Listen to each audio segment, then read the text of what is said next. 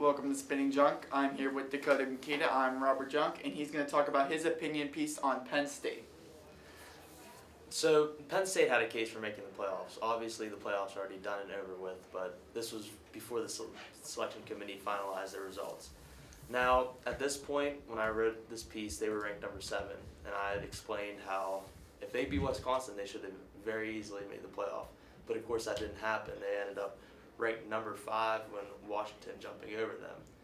Now, this wouldn't have affected Penn State at all. They would have easily been in the playoff if they wouldn't have lost to Pitt.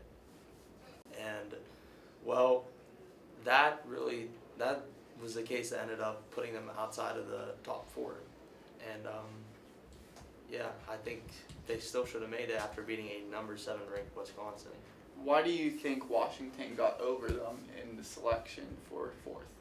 Well, number 1, their 1-loss record to Penn State's 2-loss record, and Washington lost to what ended up being in the final rankings a number 3 USC, which was at the time they were unranked, but they ended up winning 8 games in a row and being ranked number 3. So the selection committee really ended up getting that right in the end. And what do you think about Ohio State being a team that can't win their conference, but they still come in as a ranked 3 or 2 seed? That's where my case for the whole changing the playoff comes into. I for sure think the Power 5 conference champion should get in, as did Penn State win the Big Ten championship. And Ohio State, a team that number 1 Penn State beat, and then number 2 didn't win the conference championship, still got in, and of course ended up losing 31-0 to Clemson. All right, that is it. And this is Spitting Junk here with Dakota and I'm signing off. Welcome to Spitting Junk. I'm here with Connor Basinger, and my name is Robert Junk. On his piece about why Grayson Allen has been tripping people and he hasn't been getting punished for it. I believe Grayson Allen has tripped 3 people so far in the first 10 games, I believe, and he hasn't gotten in trouble for it yet, and he's going to seriously hurt someone pretty soon.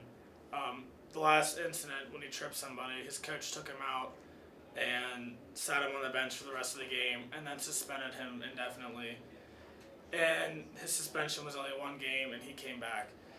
The first game he came back, he was in another incident where a guy set a screen on him, and he kicked his leg back and almost hit the guy in his junk. And that, to me, that should be a flagrant or a technical. He should be thrown out of the game. He has a history of doing this, and I don't want to see anyone else getting hurt for his stupidness of trying to trip others in a basketball game.